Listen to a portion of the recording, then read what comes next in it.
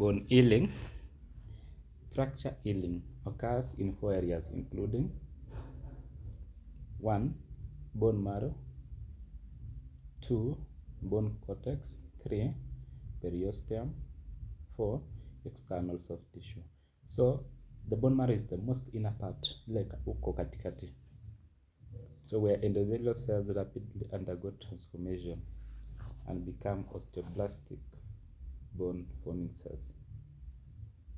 The bone cortex is where new osteons are formed. Periosteum, where a hard callus stroke bone is formed through intramembranous ossification peripheral to the fracture, and where a cartilage model is formed.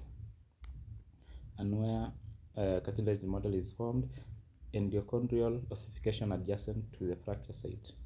So external soft tissue is always the last one, the top one, where a bridging callus or fibrous tissue stabilizes the fracture.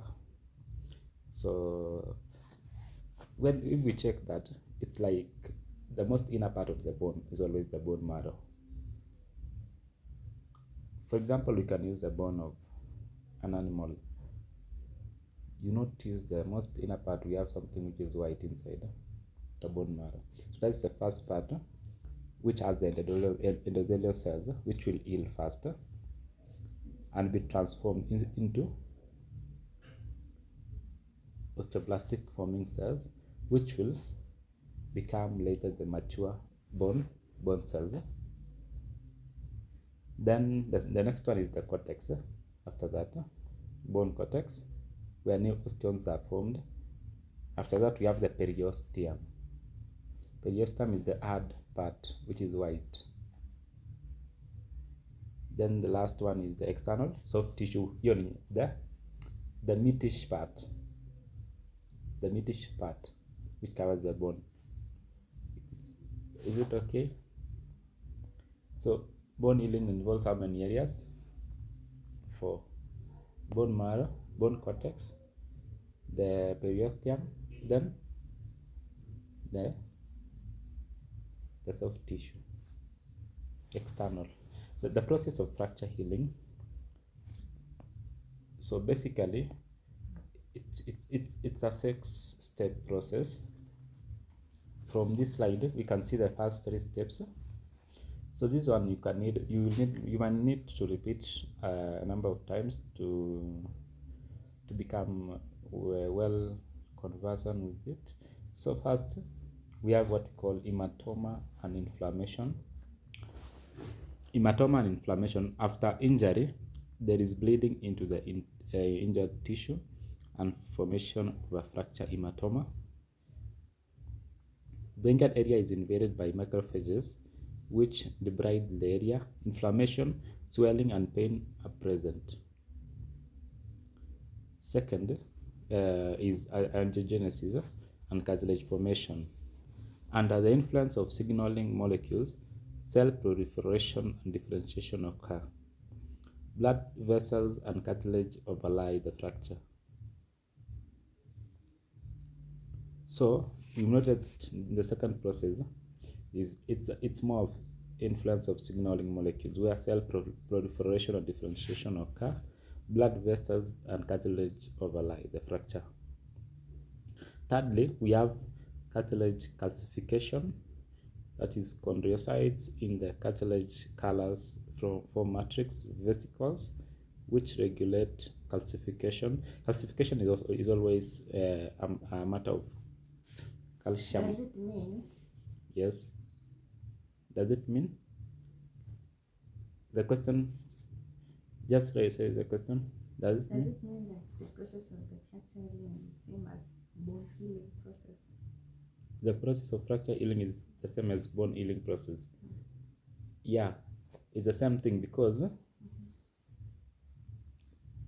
the fracture, this orthopedic, we are dealing with bones, and what fractures is the bone. So first, when the bone fractures, we see hematoma and inflammation.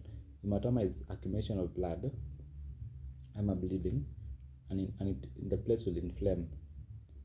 Then angiogenesis and cartilage formation is where the signaling molecules, cell proliferation and differentiation, also blood vessels and cartilage overlie the fracture.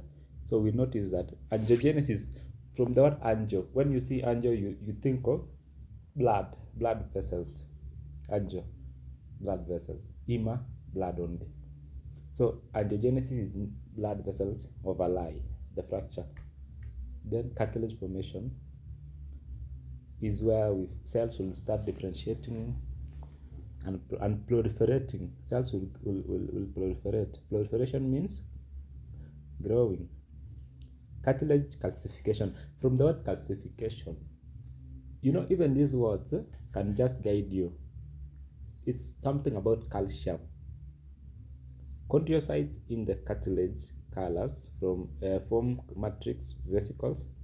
We regulate calcification of the cartilage. Enzymes within these matrix vessels prepare the cartilage for calcium release and deposit.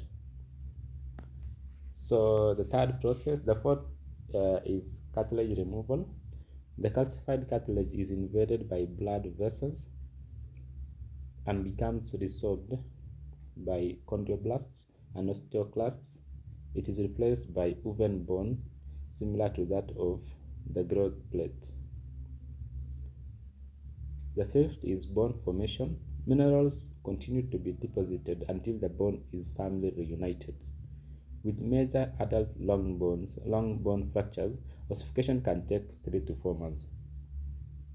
Remodeling, the last process, consists of remodeling of the new bone into its former structural alignment. May take months to years depending on the extent of bone modification needed. So basically, you've seen that there is hope beyond fractures. When someone gets a fracture, it means the fracture can return to normal. Even if the femur here breaks, it can return to normal, but it's a long process which can take months to years. So the first thing, when for example the femur breaks, the first thing, blood will accumulate inside the fracture site, and inflammation will occur inside that fracture site. Then the second thing, angiogenesis, blood vessels will form there and cartilage formation will occur. Cartilage is what connects one bone to the other, the bone which has fractured. It connects the two bones, the fractured bones. Then the cartilage will get calcified. Calcium will be released and deposited. Leave alone the notes. Thinking that way, you will get the concept well. The cartilage will connect the two fractured bones. Then calcification will occur. Cartilage calcification. The cartilage will get calcium. Then from there, cartilage removal. That cartilage ought to be removed. The calcified cartilage is invaded by blood vessels and becomes resorbed by chondroblasts and osteoclasts. It is replaced by woven bone similar to that of growth plate. Then the fifth process is bone formation, where minerals get deposited until it is firmly reunited, which can take 3 to 4 months for long bone fractures. Then the last one is remodeling, where the bone is sent back to its structural alignment or arrangement, which can take up 2 years.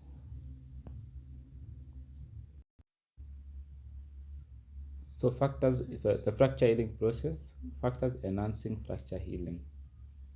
So when somebody gets a fracture, to an adequate nutrition, which enhances healing, adequate blood supply, absence of infection, immobilization of the fracture fragments, also exercise, weight bearing for long distance, then hormones, growth hormone, thyroid, and calcitonin, then vitamin D availability. So that's another very crucial part. What can make a fracture to heal? What can make a fracture to heal? The factors hindering bone healing is just the opposite of the other factors which are enhance. So presence of infective agents such as streptococci and also staphylococci. Then we have fat embolism in the medullary canal. We have excessive bone tissue fragments, deficient blood supply to the fracture site, continued mobility, lack of proper reduction and immobilization, age, old age due to slowing, also nature of injury, type of bone lost, metabolic bone disease, for instance, the Paget's disease. The principles of fracture management.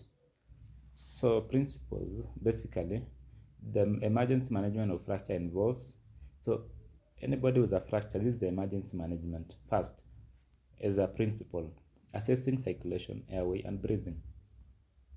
You assess the circulation around that area, airway, and breathing. So here, we are going the different pathway.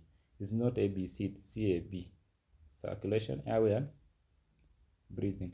But always, before we got to check the fracture, we got to confirm if the person is breathing, because you cannot manage a fracture for someone who is not breathing. So assessing any bleeding sites and controlling bleeding, that's another principle. Treating of any life-threatening injury. Then immobilization by use of splints. The extremity is supported above and below the fracture site to prevent rotation as well as angular motion. With an open fracture, the wound is covered with clean sterile dressing to prevent contamination of deeper tissues. No attempt is made to reduce the fracture. Applying cold compresses, also that's another principle. Elevating the extremity to prevent, of course, edema. Minimizing mobility, that's immobilization. Then monitoring the patient closely. So those are basically the principles of then fracture management. So continuing, the principle of management of fractures falls into three lines. 1, A, fracture reduction. 2, immobilization. 3, rehabilitation or restoration of function. Reduction, that's A. B, A rather, reduction, setting the bone. It refers to restoration of the fracture fragments to its anatomical alignment and rotation. That's what reduction means. The reduction is the restoration of the fracture fragments in its alignment and rotation. Aim, to replace the bone fragments to as near as normal anatomical position as possible. Method selected depends on the nature of the fracture. So methods of reduced are open traction. This is a surgical method of bringing fractured parts together. So the patient goes for surgery. Open traction, the patient goes for surgical procedure where they will have the bones brought back to its anatomical position. Also, closed reduction, manipulation is used without viewing the fractures. An X-ray may be taken immediately after. Closed. Then in closed traction, it's accomplished by bringing the bone fragments into a position, that is, placing the ends into contact through manipulation and manual traction. The extremity is held in the desired position while the physician applies a cast spleen, or other device. Reduction under anesthesia with percutaneous pinning may be used. The immobilizing device maintains the reduction and stabilizes the extremity for bone healing. X-rays may be used to verify the correct alignment. Open reduction. Through a surgical approach, the fracture fragments are aligned, are reduced. Internal fixation devices, for example, metal pins, wires, screws, plates, nails, rods, may be used to hold the bone fragments in position until solid bone healing occurs. Advantage: it allows direct visualization of the fracture and of the surrounding tissues. Disadvantage: anesthesia may be used and the risk of infection if strict surgical asepsis is not maintained. So these devices may be attached to the sides of the bone. Those devices which we mentioned up there, such as the screws, the metallic pins, and wires, plates, nails, and rods, may be used and may be inserted into the bone fractures or directly into the medullary cavity of the bone. The medullary cavity is where we have the bone marrow. So you can find a metal rod or something inserted, a screw inserted through that area. Internal fixation devices ensure firm approximation and fixation of the bone fragments. So I know now we know the difference between open fixation or the open reduction and closed reduction. Yeah. So that's one of the principles. Our principles were reduced or were summarized into three. First, it was reduction or immobilization. Two, it was second principle, it was reduction first, second immobilization, the third is rehabilitation into its normal function. So we can see a picture at that slide there. You can see a picture. So picture A shows a plate. It shows a plate. You can see a plate along longitudinally along the bone. The plate and 6 screws. So it fixes that bone. So that is an open reduction. Screws for a long, that's B, screws for a long oblique or spiral fracture. So like just you can see that fracture. You can see the way the screws have been entered inside. You can see. So those screws are making the fracture to be immobile. And it has served the principle of reduction. The third is third, which is C, is screws for long. Can we check the picture? Screws for a long butterfly fragment. Continuing to the next slide, you can see a plate with 6 screws for a short butterfly fragment. You can see that. Also, you can see E, medullary nail for a segmental fracture. You can see the medullary nail. You can see a medullary nail there. Yeah, so that is a nail entered inside the bone. So some of you have witnessed this procedure. Yeah. So immobilization, this is the second principle. It aims to prevent movement of injured parts already reduced. It prevents movement. So bone fragments are immobilized. So here we have something that it makes the bone to go into correct positional alignment until union occurs. Union is kushikana. So malunion is where there is no correct alignment because of poor immobilization, most likely. So it is also errors. So it is accomplished through the use of one, immobilization. How can we immobilize? See, we use external devices such as splints, such as plaster cast, plaster, external fixation devices or traction, external fixation devices or traction, internal devices inserted into open reduction also aid in immobilization. So those devices which were inserted during the open reduction, which included nails, screws, plates, aid in immobilization, right?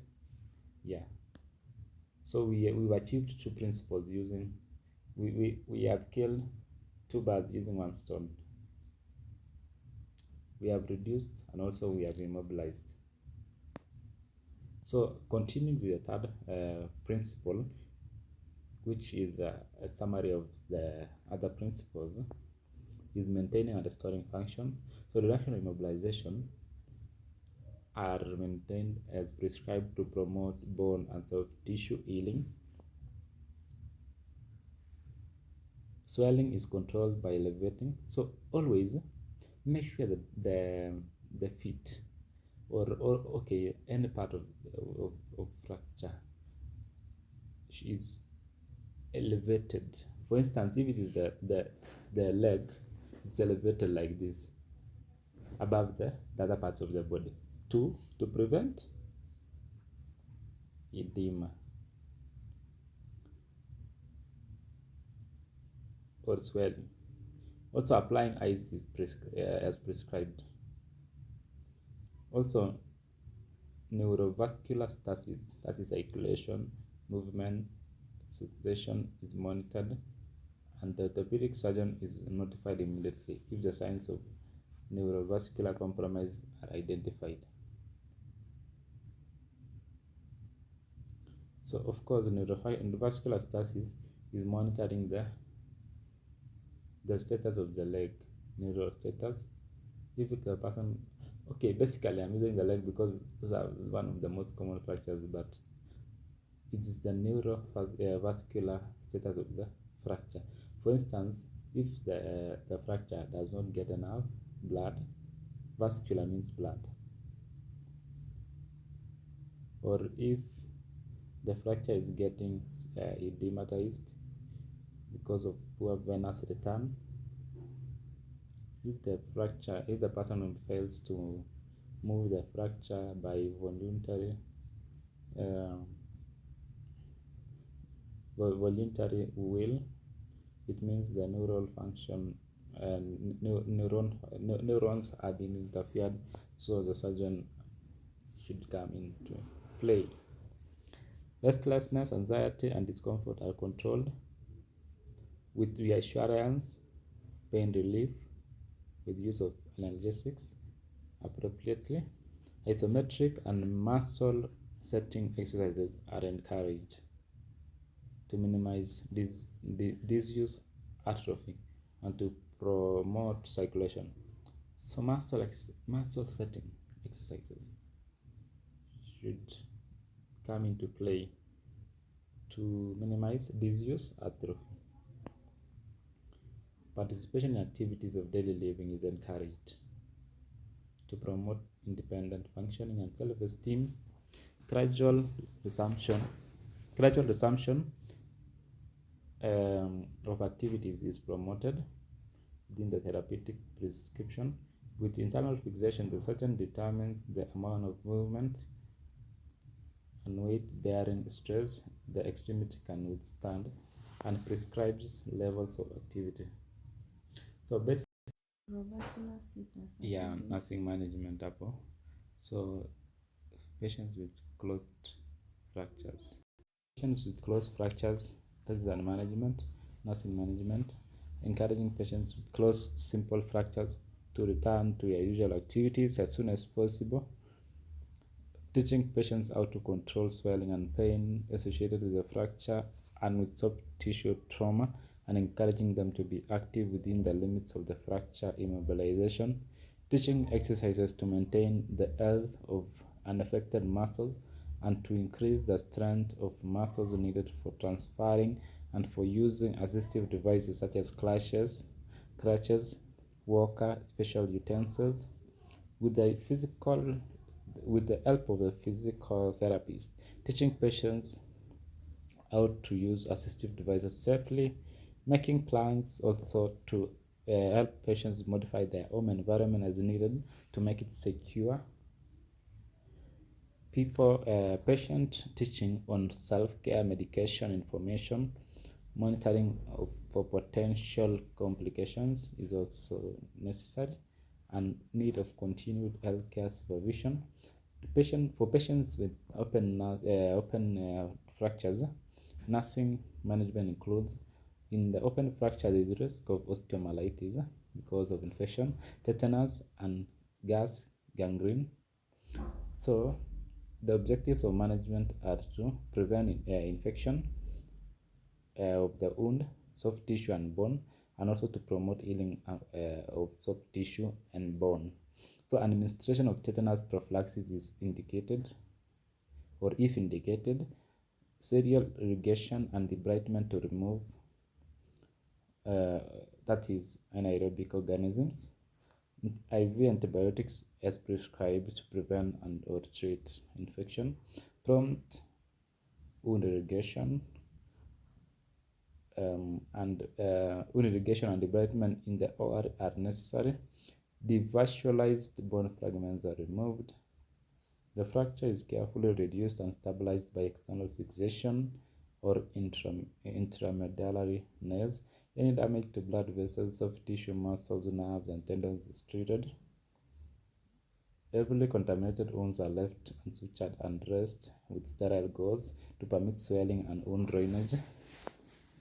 Wound irrigation and debridement may be repeated, removing infected and devitalized tissue and increasing vascularity in the region.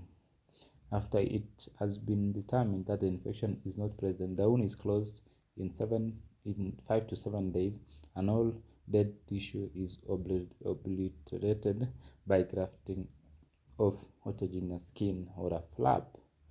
Elevation of the extremity to minimize edema, assessing neurovascular status frequently of the wound, measuring the patient's temperature at regular intervals and monitoring for signs of infection. In 4 to 8 weeks, bone grafting may be necessary to bridge bone defects and to stimulate bone healing. So that is it for the nursing management and medical.